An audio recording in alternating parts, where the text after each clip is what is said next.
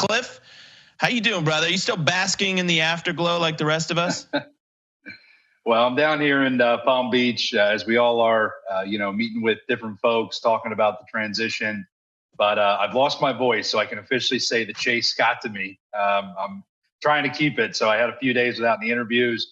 But yeah, man, we're all just enjoying it. I tell people the first battle was winning the White House, right? The next battle that we have to win is going to, and I think we've had tremendous success so far with a lot of these cabinet choices. But the next battle is going to be, okay, do we fulfill the mandate, right? I know you've been talking about it. Charlie's been talking about it. Everybody's been talking about it. But now's the time, right? We have to win this battle. And we're going to have a bunch of them. This is not going to be a walk in the park. This is going to be difficult. But I tell people we can't be out to lunch just because we won the election. And so to all the activists out there, to everybody that thinks, we can just celebrate and go home, this is the time to shine. Right. We have to hold. And by the way, I'm talking about Republicans, right? We have to hold a lot of these Republicans accountable to make sure that what we're doing actually fulfills the mandate that the American people sent Trump back to office, took over the Senate, continued to keep the House. And now we need those policies that they are mandating that we bring to the American people. Yeah, I completely agree, Cliff. And speaking of Republicans, this is John Cornyn, cut 414. He's saying he wants to review the ethics report that was coming out of the House before Matt Gaetz decided he was going to resign effective immediately. 414. Be talking about recess on the issue of vetting, though. How critical is it to have access to what the House Ethics Committee has found in their investigation? I think there should not be any limitation on the Senate Judiciary Committee's investigation, including whatever the House Ethics Committee has generated. So you want to see it? Absolutely. Tulsi.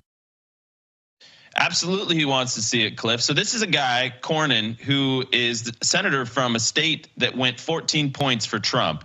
Absolutely sweeping, man. The polls were predicting 3 or 4 points in Texas for Trump. It goes 14. This guy's in cycle. Cliff, I do want to get to some updates in PA, but just for a moment, respond to that. Well, let me start off by saying this. I was quiet about this during the cycle, but I'm a lifelong Pennsylvania resident. My whole family is there. I spent 22 years of my life in state. I live in Matt Gaetz' district, right? I tell people that, he is by far, it's an honor to have somebody like him represent me and my family because, he's a fighter, right? And to have him now appointed as AG, of course the swamp's going to push back, right? But when you have Republicans like John Cornyn, who needs Democrats, right? So I totally agree that this is going to be a knockdown, drag-out fight. Yes, they should ask Matt the tough questions, but he's ready for them, right? He's an honest broker. He represents we the people. And look, the reason we love him is he doesn't have a lot of friends in Washington, D.C. But the reason I think that this Trump appointment of Matt Gaetz as Attorney General is so smart is because we're going to know right out of the chute who's ready to fight for the America First movement and who's ready to stand on the side of the swamp.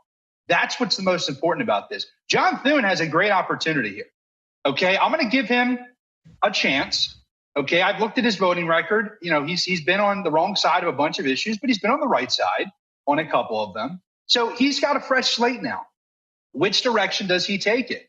And if we, do the recess appointment, that'll show us right away, that Thune's ready, at least for these first couple battles, to be on our side. And if it goes to a floor vote, we're going to know. We're going to have those names. And I'm going to stand here with Charlie, with you, and I'm going to say that I'm going to put the full force of my entire grassroots operation behind primarying any Republican that stands in the way of the America First movement. The time for excuses is over. And so John Cornyn's not going to be the only one. There's going to be others. But if these folks don't get in line, if they block Donald Trump and his agenda, we will go to war and we will take them out politically. We will be on the ground in their states. We will be turning out voters to primary them out of office. You have my word right here on the Charlie Kirk Show that we will stand there with you guys. We will put all of our time, energy, resources, everything we've got into primarying any of these Republicans who are weak and attempt to block Donald Trump. Well, Cliff, on that note, we floated this, that we were willing to go to South Dakota. We're willing to go to Texas. And I can't even tell you how many people in the grassroots came out and were basically like, hey, we have this venue, we've got these insiders, the grassroots, we've been looking for help and support. These guys have to know that this is not business as usual. This is not, you got an R next to your name, you get through the primary if you're an incumbent, and then you just keep doing it over, rinse, wash, repeat. This is not going to be the new Republican Party that we see. Now, Cliff, I want to, but I'll finish with what you say. I want to underscore that we're going to give these guys a chance. Senator Thune, if you want to support the mandate that Trump won, not you, if you want to support that mandate and give his nominees a chance because the American people gave President Trump a chance, it's great. We're going to support you. If we are pleasantly surprised, we will support you. You'll become a folk hero. But if you stand for the business as usual, it's not going well for you. It will not.